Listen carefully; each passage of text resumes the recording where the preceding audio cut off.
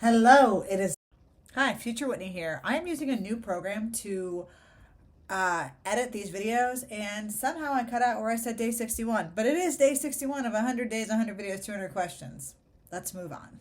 I am back in my home office, which is still looking like a mess, but that's okay. We have our priorities, and my priority right now is getting this video out before my call that starts in, 7 minutes.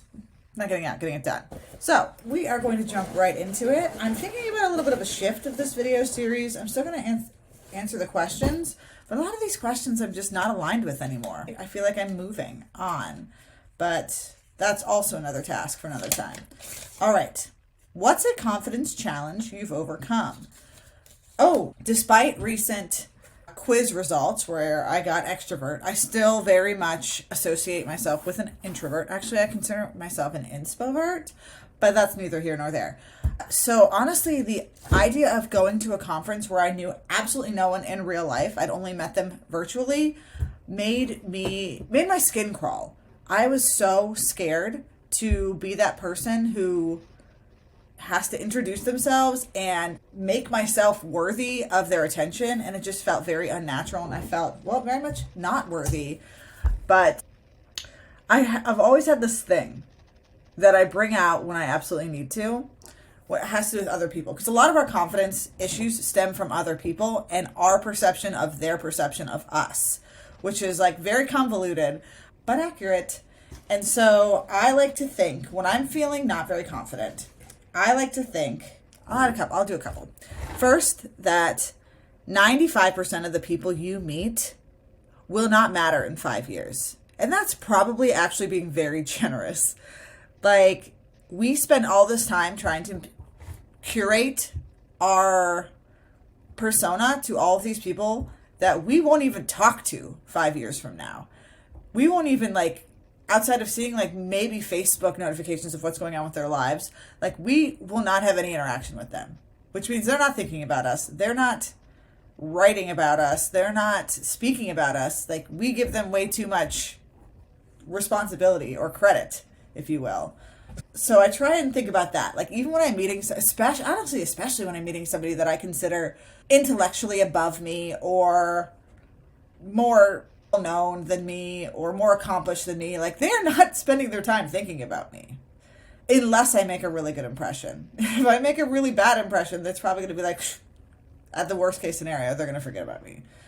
But I do think about it when I'm trying to psych myself up to talk to somebody. I think this is a Dr. Seuss quote: those who mind don't matter and those who matter don't mind.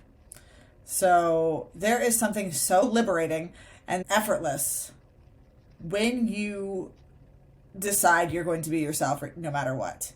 And the actual act of shifting that mindset to a consistent basis, or at least a semi-consistent basis, because nobody is 100% themselves all the time. Anybody who says they are is lying to you. You're just not in the room where they're not. Or maybe you are and you don't realize it. It is a big lift mentally. But if you can get to that place where you find spaces that you feel you can be 100% authentically you and get really excited about it, that actual act is so effortless and so liberating. It's about getting there. It takes practice. It takes exercising that muscle, and it takes being scared and doing it anyway. All right, where are my questions? Here we go. Okay, yesterday was my language one. If you found out you were actually a character in a sophisticated virtual reality game, how would you try to beat the game? Who from the Truman Show generation hasn't thought this? Hasn't thought, am I in the Truman Show? Am I Truman? Yeah, we all think that. Or maybe it's just me. And now you're getting some insight into my psyche. I think the first thing I would have to do is learn the rules. But I would also think, interesting. I'm just having this download right now that I think we should all think that we are characters in a sophisticated virtual reality game, because that would make us more feel like the universe is working in our favor. Because the protagonist, the main character, unless you're the villain, things are going to work out for you. The game is set up to give you challenges that you are capable of overcoming towards meeting that goal. It's not giving you something impossible, because impossible would not keep the game selling. If the game was found impossible, eventually people would catch on to it. So if we all consider ourselves characters in a sophisticated virtual reality game, then we have to know that everything that we want is possible. Because otherwise, the game wouldn't work. Huh. That's what I'm going to leave you with, because I feel like that was my big download of the day. I hope you have a fantastic day. I have 1 minute to get on my call. This has been day 61 of 100 days, 100 videos, 200 questions. Thank you so much for watching, and I will see you tomorrow.